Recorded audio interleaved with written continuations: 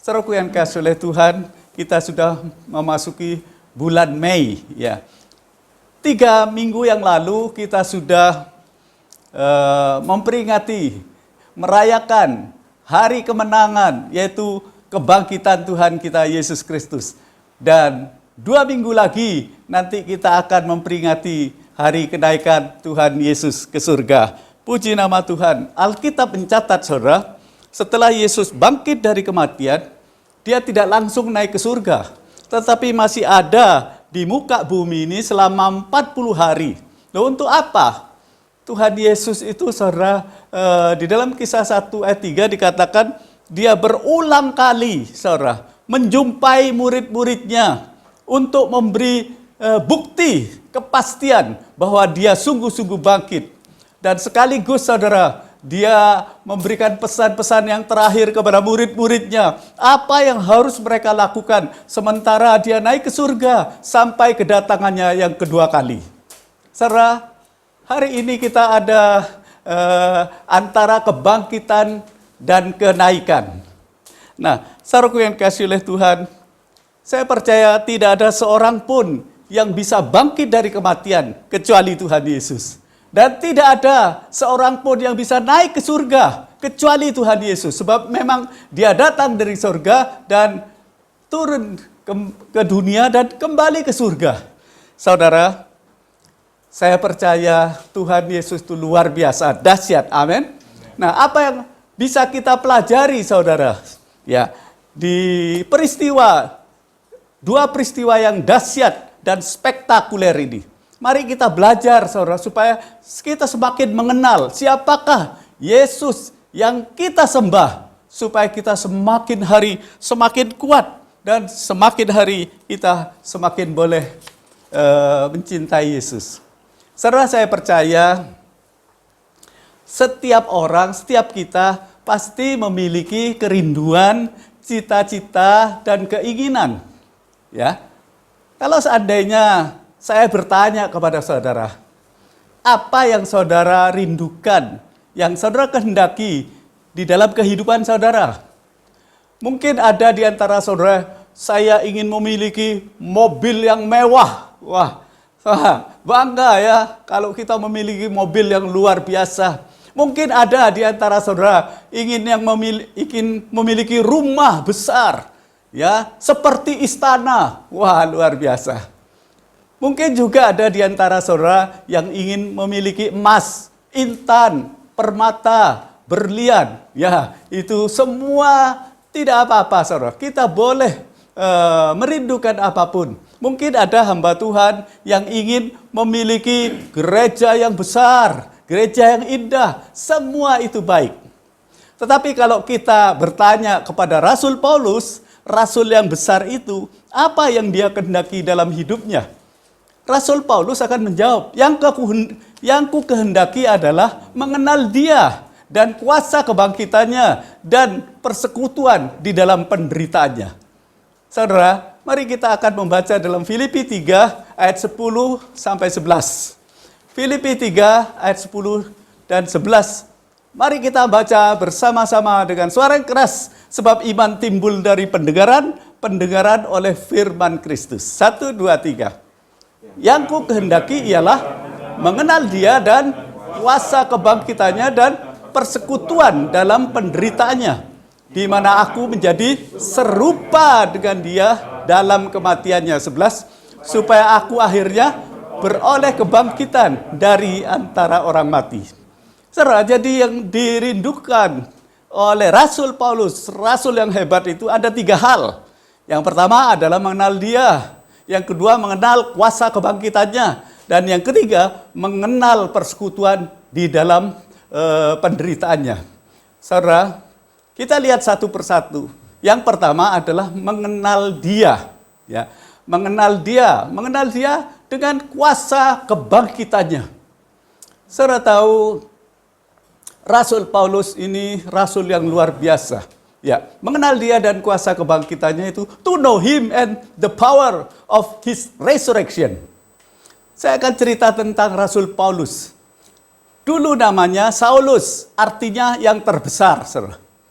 Dia orang yang luar biasa, ya. Dia seorang yang jenius, murid dari Gamaliel, dari Tarsis. Dia itu anggota Sanhedrin, saudara. Kalau di sini anggota DPR, MPR.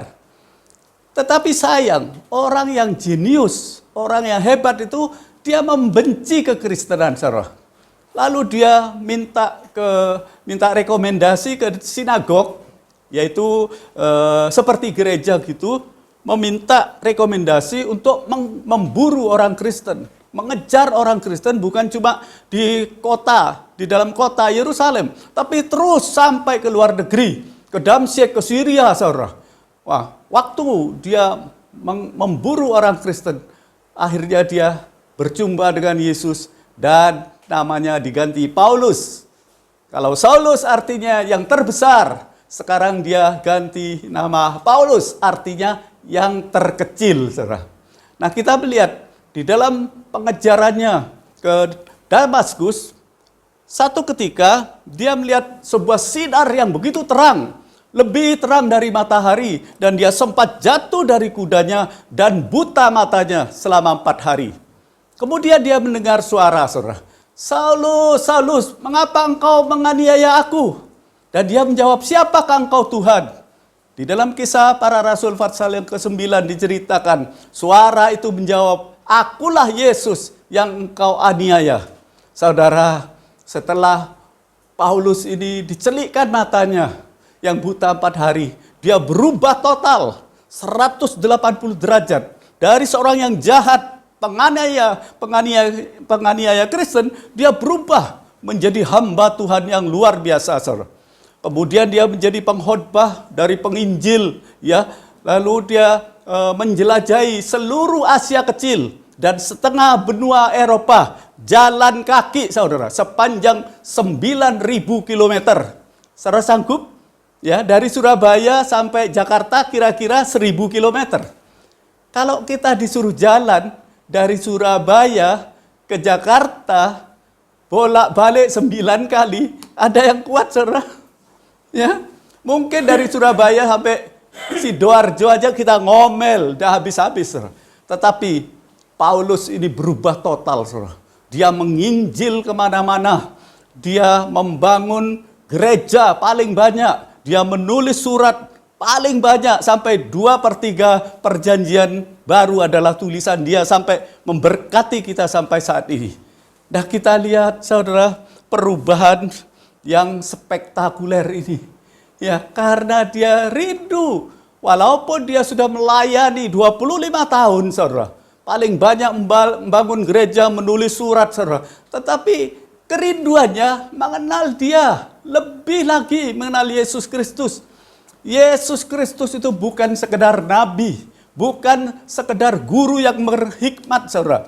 Tetapi Dia sesungguhnya adalah pencipta langit dan bumi, darat, laut, dan seluruh isinya. He is the King of all kings, saudara. Yesus disebut hypostatic union, artinya 100% Allah dan 100% manusia. Saudaraku yang dikasihi oleh Tuhan, kita melihat kerinduan Rasul Paulus, walaupun sudah melayani luar biasa, saudara, tapi dia rindu, ingin mengenal siapakah Yesus yang dia sembah. Nah, mengenal Yesus, di dalam bahasa Yunani dipakai kata ginosko, artinya come to know, ya. A progressing of knowledge, artinya semakin mengenal, dan semakin mengenal sungguh-sungguh. Saudaraku yang dikasihi oleh Tuhan, satu ketika Yesus itu masuk di Kaisaria di Filipi. Kemudian dia bertanya kepada murid-muridnya, menurut kata-kata orang, siapakah anak manusia itu? Dan murid-muridnya berkata, Ada yang berkata engkau itu Yohanes Pembaptis. Ada yang berkata Nabi Elia atau Nabi Yeremia. Lalu Yesus bertanya, menurut kamu siapakah anak manusia? Dan Simon Petrus menjawab, saudara, you are the Messiah, the Son of the living God. Dia berkata, engkaulah Mesias, anak Allah yang hidup. Dan Yesus berkata, berbahagialah engkau Simon. Di atas batu karang yang teguh ini aku akan membangun gerejaku dan memberikan kunci kerajaan surga. Saudara, Rasul Paulus rindu mengenal, semakin mengenal, semakin mengenal sungguh-sungguh. Saudara, kita melihat dimensi hubungan yang erat adalah antara ayah dan anak. Tapi ada yang lebih dekat lagi, yaitu hubungan antara suami dan istri. Saudara, saya dan istri sudah menikah 52 tahun, lebih setengah abad. Kami pergi bersama, makan bersama, olahraga bersama, membaca Alkitab bersama, kemana-mana bersama. Kami saling mengenal, saudara. Bahkan secara dalam dan luar mengenal. Tetapi ada yang belum kami kenal, walaupun sudah begitu lama saudara menikah. Jadi seperti itulah kita harus belajar. Jangan puas sampai sini, saya sudah tahu siapakah Yesus itu. Jangan, kita harus seperti Rasul Paulus, ingin mengenal. Ginosko, a progressing of knowledge, semakin mengenal. Mengapa banyak orang Kristen sekarang yang mengalami kepanikan, ketakutan, kekhawatiran menghadapi hidup ini? Ada yang 5L, tahu saudara? Letih, lesu, lemah, letoy, loyo, saudara. Ya. Mengapa? Karena banyak orang Kristen yang belum mengenal sungguh-sungguh siapakah Yesus itu. Itu sebabnya jangan berhenti sampai di sini, cukup puas. Mari kita terus belajar mengenal siapakah Yesus yang kita sembah itu. Saudaraku yang dikasihi oleh Tuhan, begitu juga kekristenan. Christianity is not a religion, but a relation. Kekristenan itu bukanlah agama, tetapi hubungan antara Allah dan manusia, saudara. Itulah kekristenan, hubungan penting. Untuk itu, mari kita belajar. Mungkin saudara bagaimana caranya kita bisa mengenal Yesus. Kita harus intimacy with God. Artinya intim dengan Tuhan. Setiap pagi kita bangun tidur, mulai memuji, menyembah Tuhan. Dan kita membaca Alkitab, berdoa. Kita semakin mengenal siapakah Yesus yang kita sembah itu. Itu sebabnya mari saya anjurkan kepada saudara untuk kita lebih mengenal siapakah Yesus itu secara pribadi, bukan kata orang. Ya, Rasul Paulus ini mengalami, saudara, bahwa dia semakin mengenal Yesus. Ya, bukan kata orang, tetapi dia semakin mengenal. Dan mungkin saudara bertanya, di mana Rasul Paulus itu mengenal Yesus? Hosea 4 ayat 6 berkata, my people are destroyed for lack of knowledge. Umatku binasa karena tidak mengenal Allah. Dianjurkan di dalam Hosea 6 ayat yang ketiga, marilah kita mengenal dan berusaha sungguh-sungguh mengenal Tuhan. Ya, pasti muncul seperti fajar. Ya, akan datang kepada kita seperti hujan pada akhir musim yang mengairi bumi. Kita harus mengenal, berusaha mengenal sungguh-sungguh. Ada harga yang harus dibayar. Tidak bisa kita coba, ya saya mau mengenal, tidak apa-apa. Tapi berusaha itu ada energi, ada tenaga yang harus kita curahkan untuk kita bisa mengenal sungguh-sungguh siapakah Yesus itu. Saudara, pada akhir zaman ini di dalam 2 Timotius 3 ayat yang pertama dikatakan, in the last days perilous times shall come. Pada hari-hari yang terakhir akan ada masa-masa yang sukar, kehidupan akan semakin keras, tantangan semakin berat, saingan semakin ketat, dan kejahatan semakin meningkat. Dan Alkitab mencatat akhir zaman banyak orang yang akan murtad, saudara.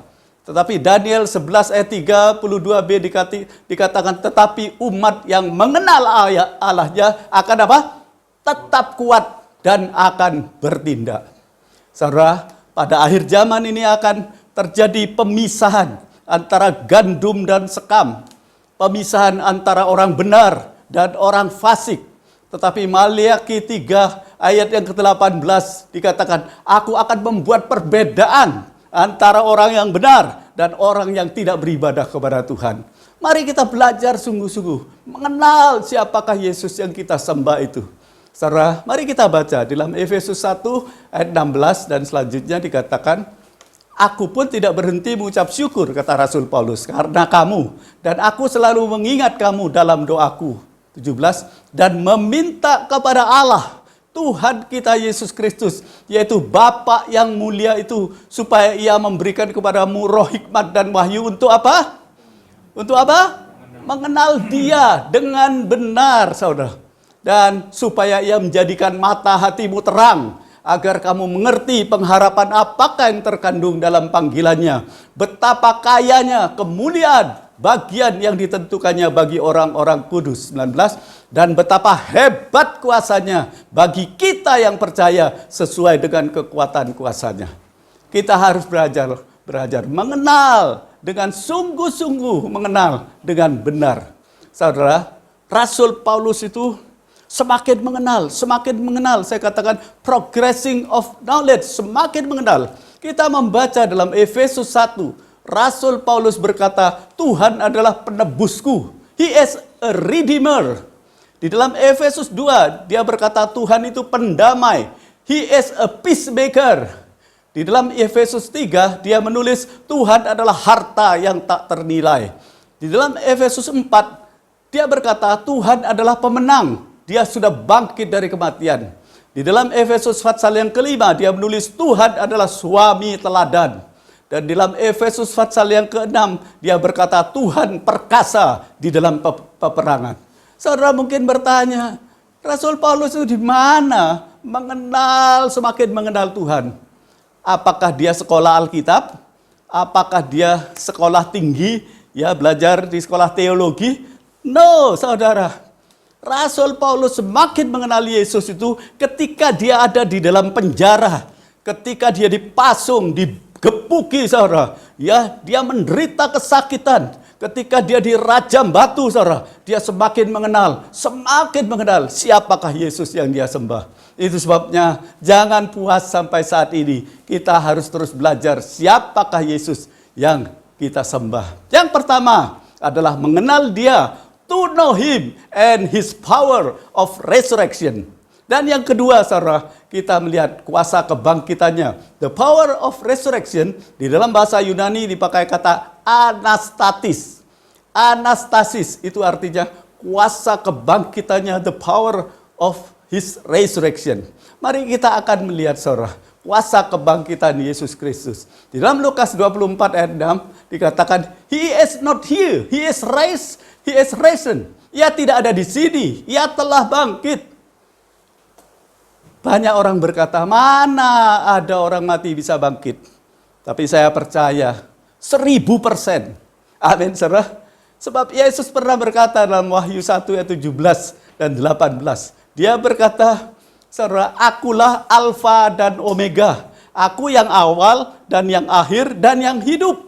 Memang aku mati, tapi lihat sekarang. Aku hidup untuk selama-lamanya. Aku yang memegang kunci maut dan aku yang memegang segala kunci maut dan kerajaan maut. Saudara, banyak orang tidak percaya Yesus tidak pernah bangkit katanya. Lalu kita melihat, saudara, ada dua sastrawan, bintang sastrawan dari Inggris. Namanya Sir Gilbert West dan satunya Lord Lyttelton. Mereka itu adalah orang bangsawan, saudara. Lalu mereka berkata, aku akan menyelidiki kekristenan, ya, hanya ada dua batu fondasi. Yang pertama adalah kebangkitan Kristus, yang kedua adalah pertobatan Paulus. Kemudian mereka mulai menyelidiki, saudara. Mereka mencari di ensiklopedi, di buku-buku sejarah. Singkat cerita, Sir Gilbert West ini memberi laporan, saudara. Aku sudah sangat yakin, aku sudah memeriksa dengan cermat, dengan teliti di dalam buku sejarah dan ensiklopedia. Memang ada orang yang namanya Yesus dari Nazaret. Dia pernah disalib, dibunuh, kemudian dikubur. Tapi 3 hari kemudian dia bangkit kembali. Jadi aku memberikan kabar, laporan kepada Anda semua bahwa Yesus itu memang ada dan dia bangkit dari kematian. Saudaraku yang dikasihi oleh Tuhan, kemudian bintang sastrawan satunya yang namanya Lord Lyttelton, dia memberi laporan. Aku sudah menyelidiki, dengan seksama, ya, melihat catatan sejarah, ensiklopedia, memang benar ada orang yang namanya Saulus dari Tarsis, seorang anggota Sanhedrin. Dia seorang yang jenius, murid dari Gamaliel. Dan satu kali dia berjumpa dengan Yesus dan berubah total hidupnya menjadi Rasul Paulus yang dipakai oleh Tuhan dengan luar biasa. Dialah batu fondasi kekristenan. Saudara, saya ingin sampaikan kepada saudara, jika ada satu orang saja yang bisa membuktikan bahwa Yesus tidak bangkit dari kematian, maka rontoklah kekristenan. Maka kekristenan itu akan, saudara, tidak dipercaya orang. Cuma bualan saja, isapan jempol saja. Tapi saya ingin katakan bahwa tidak ada seorang pun yang bisa membuktikan bahwa Yesus itu tidak bangkit. Itu sebabnya, saudaraku yang dikasihi oleh Tuhan, mari kita bersyukur karena kita percaya kepada Yesus yang bangkit. Buat apa ikut pemimpin yang mati, saudara, yang tidak bisa menolong orang yang hidup? Tapi puji Tuhan, apapun problem, masalah, sakit, penyakit yang saudara sedang hadapi, datanglah kepada Yesus. Dia Allah yang hidup. Dia bisa menolong kita. Seperti seperti Ayub, saudara. Dia membuktikan. Dulu kata orang, katanya. Ayub 42 ayat yang kelima. Dulu aku dengar kata orang, tapi sekarang aku percaya. Ayub 42 ayat yang kedua berkata bahwa Allah itu sanggup melakukan segala sesuatu dan tidak ada rencananya yang gagal. Saudaraku yang dikasihi oleh Tuhan, Ayub itu habis-habisan, saudara. Anaknya 10 mati semua, harta bendanya dijarah oleh orang jahat, sekujur badannya penuh dengan borok, tetapi dia tidak pernah berdosa dengan mulutnya. Dan dia membuktikan di dalam Ayub 42, dipulihkan semua, saudara. Harta bendanya yang dulu dijarah orang, sekarang dia menjadi orang yang kaya kembali. Anaknya 10, saudara, yang 3 perempuan dikatakan lebih cantik dari yang dulu. Namanya siapa? Kesia, Yemima, dan Keren Hapuk. Saudara, Ayub sudah membuktikan, saudara. Ketika dia berkata di dalam Alkitab, Ayub ini pernah berkata, I know that my Redeemer lives. Dia berkata, aku tahu penebusku hidup. Itu bukan dikatakan setelah dia dipulihkan, tetapi di tengah-tengah penderitaan, ketika dia mengalami tekanan, hujatan, dan kesakitan yang luar biasa, dia bisa berkata, I know that my Redeemer lives. Aku tahu penebusku hidup. Sekalipun tubuhku, tulangku habis, aku akan berdiri di atas kebangkitan Yesus. Saudaraku yang dikasihi oleh Tuhan, itu sebabnya mari kita semakin mengenal. Yang pertama adalah mengenal Dia, to know Him and His power of resurrection, anastasis. Yang kedua, saudara, kita mengenal siapakah Yesus. Dia itu to know Him, artinya mengenal Dia dan kuasa kebangkitannya. Dan yang ketiga, yang terakhir, kita harus mengenal persekutuan di dalam penderitaannya, the fellowship in His suffering. Saudara, ada ungkapan yang berkata begini, saudara. Receiving Christ cost nothing, katanya. Untuk menerima Kristus itu gratis, tidak bayar apa-apa. Following Christ cost something. Untuk mengiring Kristus, kita harus membayar harga. Tapi yang ketiga, serving Christ cost everything. Untuk melayani Tuhan, kita harus membayar semuanya. Saudara, kita tahu kalau kita mau ikut Yesus, Lukas 9 ayat 23 kita berkata apa? Tuhan Yesus berkata, ya, engkau harus pikul salib, menyangkal diri setiap saat, engkau baru layak mengikut aku. Kita melihat, saudara, murid-murid Yesus itu tidak ada yang mati enak-enakan. Semuanya mati syahid sebagai martir. Kita lihat Matius meninggal dunia karena disiksa dan dibunuh dengan pedang di Ethiopia. Markus meninggal dunia di Alexandria di Mesir setelah badannya diseret hidup-hidup dengan kuda. Lukas mati digantung di Yunani. Yohanes direbus, digoreng dengan minyak yang mendidih di Roma, tetapi tidak mati karena kuasa Tuhan. Kemudian dia dibuang ke Pulau Patmos. Petrus disalib dengan kepala di bawah, dengan kayu salibnya dipasang secara huruf X, karena itu permohonannya sendiri. Ia merasa tidak layak untuk mati disalib seperti gurunya. Kita melihat Yakobus, saudara tiri Yesus, pemimpin gereja di Yerusalem. Ia mati dilempar ke bawah dari puncak bubungan bait Allah. Yakobus, anak Zebedius, seorang nelayan, dan ia adalah murid pertama yang dipanggil untuk ikut Tuhan Yesus. Ia dipenggal kepalanya di Yerusalem. Kita melihat Bartolomeus yang lebih dikenal sebagai Nathanael. Ia menjadi misionaris di Asia. Ia meninggal dunia di Armenia setelah ia mendapat hukuman pukulan cambuk. Sampai mati dia tetap memberitakan kabar baik. Andreas juga disalib seperti Petrus dengan cara X di Patras di Yunani. Kita melihat Thomas yang dulunya ragu-ragu, saudara. Setelah melihat Yesus yang bangkit, maka dia sujud menyembah dan berkata, "You are my Lord, you are my God." Engkaulah Tuhanku, engkaulah Allahku. Kemudian dia pergi menginjil, membangun gereja di India sebagai rasul. Ia mati ditusuk dengan tombak di Madras di India. Yudas, saudara dari Tuhan Yesus, dihukum mati dengan dipanah. Matias, rasul pengganti Yudas Iskariot, mati dihukum rajam batu dan akhirnya dipenggal kepalanya.